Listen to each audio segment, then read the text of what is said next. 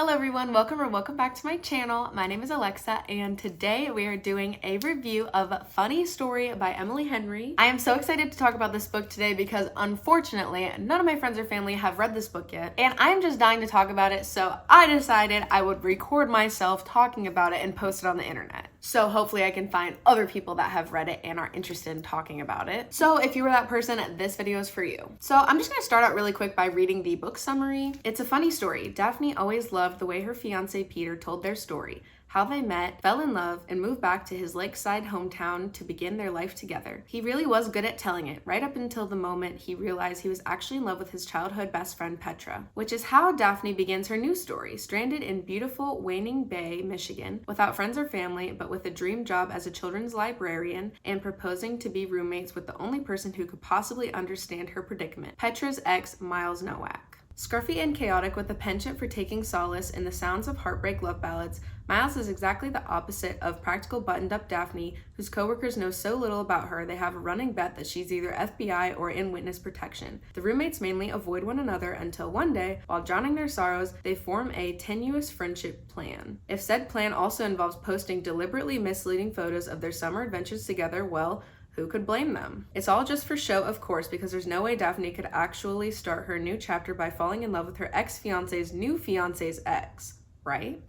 One of the big things I like in Emily Henry's books is that she doesn't rely on her books being set in New York or Los Angeles. And nothing against books set in New York or Los Angeles, but those are just historically loved places by many, and I think it takes a lot of skill to set a book in Michigan and make it seem dreamy and interesting and romanticized. I think she's really talented in being able to set a book in a mundane sounding place. And like, no hate to Michigan, like I love Michigan, but it's just not as widely accepted as an interesting place like New York and LA are. As far as tropes in this book, we have fake dating, found family, and forced proximity. There's kind of some others like sprinkled in there, but I don't want to say every single trope that's in this book. Those are just the tropes that I felt like were accentuated in the main plot of the book. As far as other Emily Henry books that I have read, I read in this order, Happy Place, Beach Read, Book Lovers, Funny Story, and I have not yet read People We Meet on Vacation. So once I get around to reading People We Meet on Vacation, I might do an entire video dedicated to Emily Henry books, my thoughts on them, how I rank them all. As mentioned in the summary, we are following our main characters,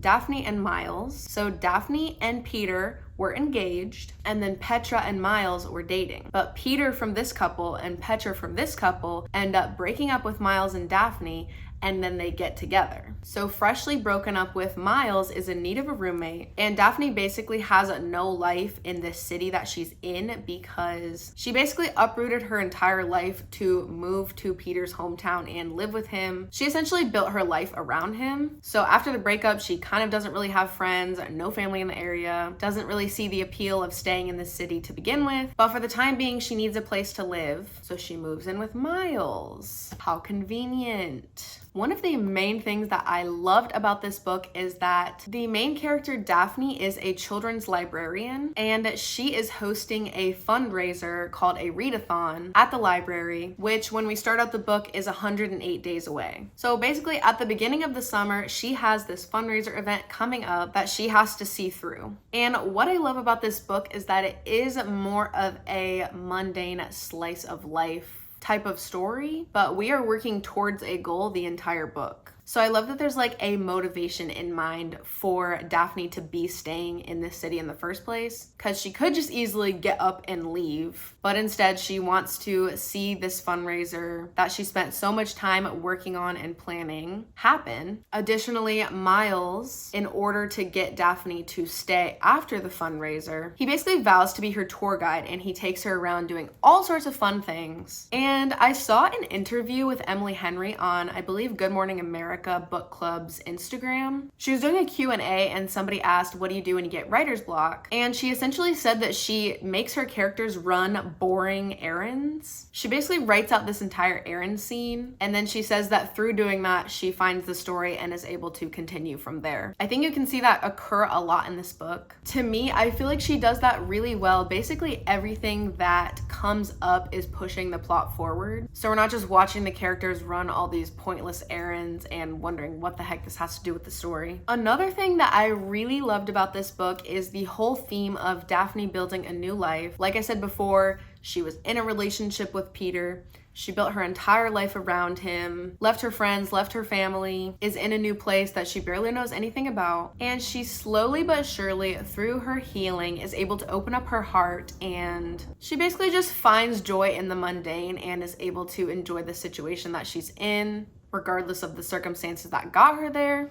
That's another thing that I love so much about Emily Henry's books, is that the overarching plot of the books is usually a bit unrealistic. I don't think I'm personally ever going to find myself moving in with my ex's fiance's ex. But everything else that occurs with these characters, I feel like, is applicable to real life and relatable. Basically, nobody is perfect in these books, but they are doing their best with what they have. And that's just like real life. They are a wonderful form of escapism while also still being relatable and emotionally intelligent. Additionally, we have some very high quality side characters in this book. We have Miles's sister Julia. She's a young 20-something, always on the go, chaotic woman. We also have one of Daphne's co-workers, Ashley. She is blunt, intimidating up front. Hey, that rhymed. She's a great side character. But as they get to know each other better, they build an unlikely friendship. So I like that this book just isn't about the romance. It's also about building a community around you, which I feel like can be especially hard when you're in your post-college era. Another thing that I like about Emily Henry's books is that she throws in